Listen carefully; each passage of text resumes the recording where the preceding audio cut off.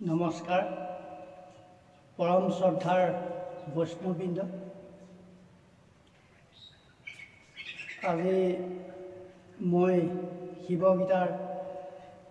একাদশ অধ্যায়টি গাবলৈ আগবাঢ়িছোঁ। এইখিনিতে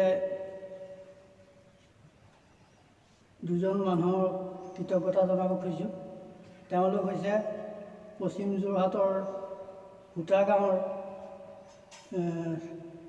শ্ৰী দেৱেধৰ বৰুৱা আৰু পৰম শ্ৰদ্ধাৰ প্ৰভাত বৰুৱাদেৱক মই তেওঁলোকলৈ কৃতজ্ঞতা জ্ঞাপন কৰিছোঁ। তেওঁলোকে মোক উৎসাহ দিছিল যে অৰুণ, তুমি শিৱগীতা ভাগ এদিন পঢ়িবা। তেখেতসকললৈ মই পুনৰ শ্ৰদ্ধা জনাই মই গাবলৈ লৈছোঁ। লগতে মোৰ মৰমৰ মোক সহায় কৰা সুমনলৈ মই ধন্যবাদ জ্ঞাপন কৰিছোঁ। ত্ৰয়োদশ অধ্যায় জীৱৰ গতি নিৰূপণ। বোধতি শিৰোমণি শুনাওহে ৰঘুমণি, কহু কথা অনন্তৰ,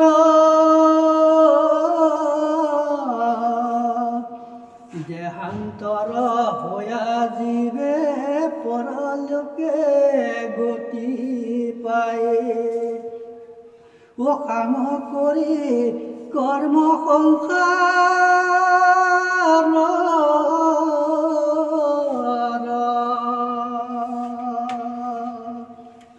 ভক্ষণ পিয়ন কৰি যিস বদৈব নৰে, এই উদৰন্তে সিও আছে স্থান, তা সম্বাৰৰ সহন্তে লিঙ দেহ বৰ্তি থাকে। লিঙে দেহে জীৱ স্থান,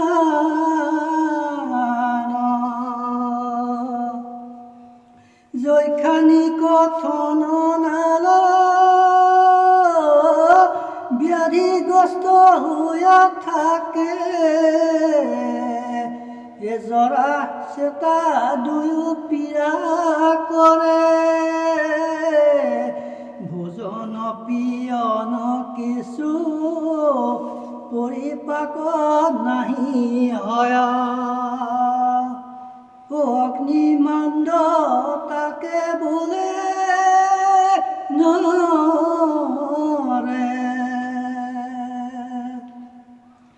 আহাৰ পিয়ন ভেদে ভিন্ন ৰস উপজয়, ৰস অনুসৰি থাতু হয়। এই মতে সপ্ত ধাতু শৰীৰত উপজিয়া, শৰীৰত সমিধি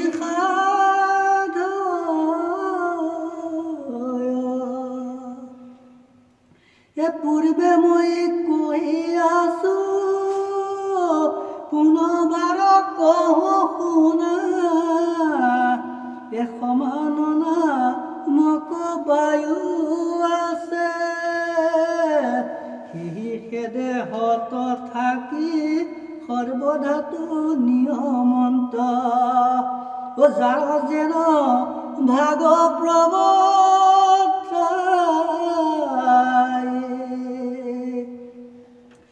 যেন মতে পৰিপক্ক হৈয়া আছে আশ্য ফল, বিত্ত হন্তে জৰিয়া পৰয়, সেই মতে ৰস শূন্য হৈয়াইতো স্থূল দেহ, পৰিশেষে বিনষ্ট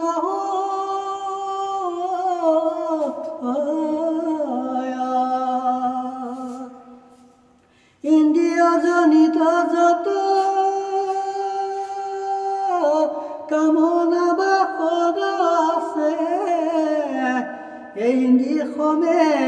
থাকে প্ৰাণ পাই আধ্যাত্মিক বিদুষয় অভিভূত বিপ্ৰ অসমে শৰীৰৰ সঙে ঢাকি যায় শৰীৰত ক্লেশ দুখ সমস্তকে বিসজিয়া আত্মা নিজ ৰূপে ব্যক্ত হয় অনাহুত বাজ হোয়া হৃদি কমলত পক্ষী সূক্ষ্ম ৰূপে প্ৰকাশ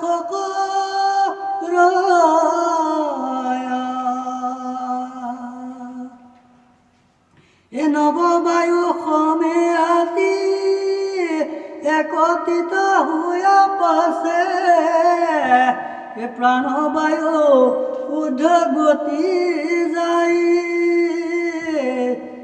তেহু হৃদি স্থান পৰি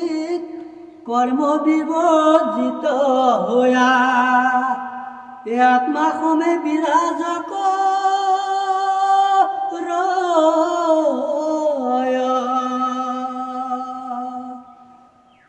বিদ্যা কৰ্ম বাসনাত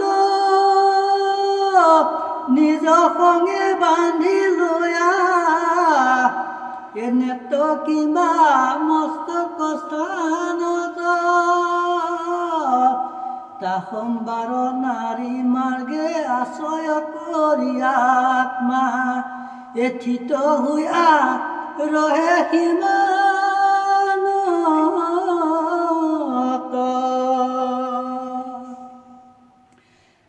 বহত্তা জনৰ সতে নানা স্থান ভূমি চাই ঘট যেন কৰে বিচৰণ প্ৰগাত্মাশ্ৰয় কৰি কিমতে গমন কৰি ঘট যেন কৰে বিচৰণ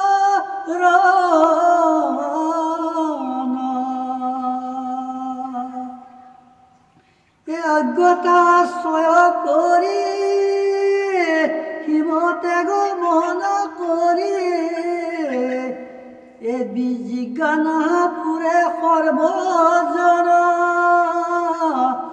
যদ্যপি সৰ্বতে ব্যাপী আচন্ত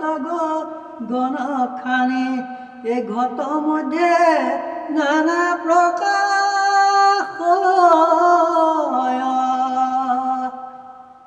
সেই মতে পৰমাত্মা সৰ্বব্যাপী হুৱন্তোক আত্মাৰূপে দেহে বিৰাজত জল মধ্যে থাকি মৎস্য ভ্ৰমে যেন তীৰে তীৰে আত্মাৰ যা নিবাসেহী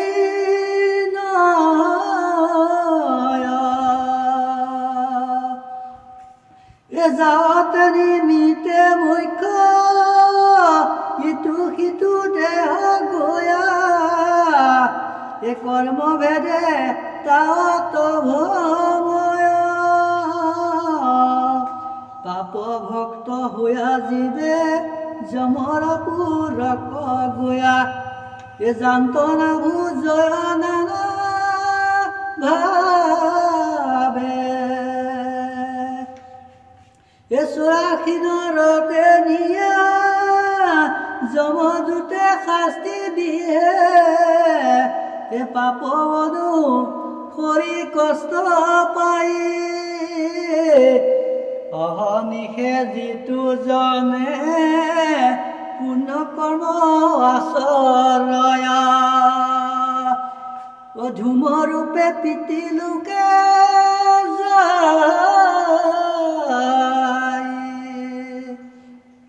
তাৰ সবিশেষ কাম শুনা কহো প্ৰাণ দিয়া পুণ্য ফল খণ্ডন নাযায় ধূম হন্তে ৰাতি হয়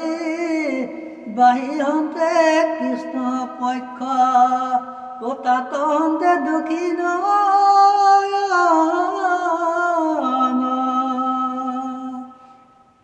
ও দক্ষিণ অয়নহন্তে পিতিলেক পাই সিটো কলো তাৰ স্বৰূপ বৰ্ণনা কৰ্মফল মতে জীৱা দেহ ধৰি পাছে এ চন্দ্ৰলোকে গমন কৰা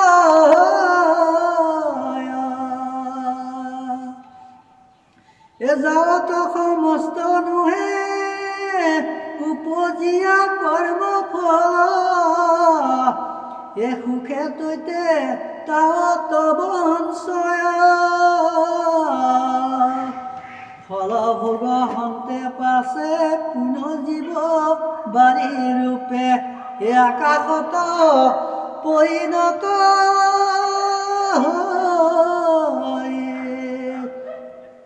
এ আকাশত হন্তে বায়ু হন্তে হুৱে জল এ জল হন্তে মেঘ ৰূপ মেঘ হন্তে বৃষ্টি হৈয়া পৃথিৱীৰ পৰে আহি এ পুণ্য ফলে শস্য ৰূপ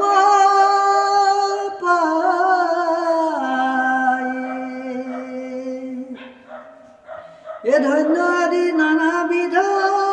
ভক্ষ্য বস্তু হৈয়া আছে এ জন্ম লাভ কৰি থাকে নৰে কৰ্মফলে ভিন্ন জুনি ভমিয়া থাকয় জীৱে এ কৰ্মফলে অন্য ৰূপে জাত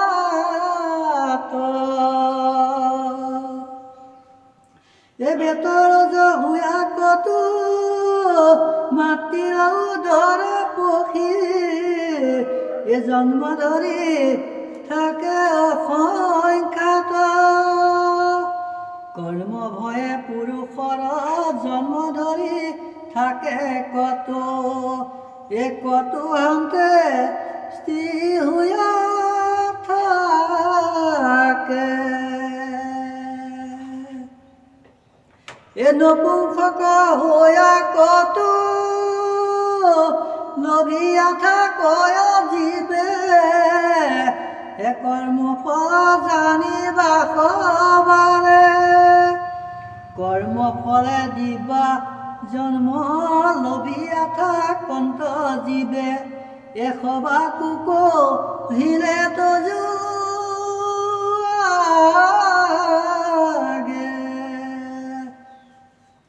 এ সম্পত্তি মুক্তিৰ কথা কহিল প্ৰকাশ কৰি এ শুনা ৰাজা তাংক অনুৰাগে এ শিৱ গীতা মহাকাষ্ট উপায়নে প্ৰচাৰিত ৰামৰ উদ্ধৱ পূৰ্বমী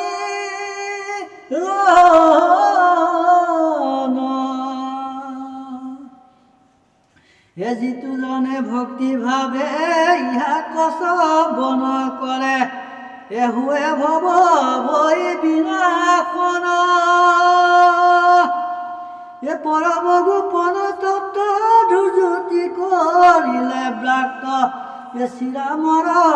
মোহনাশ ভৈলা ও জীৱ দেহ আত্মা জানি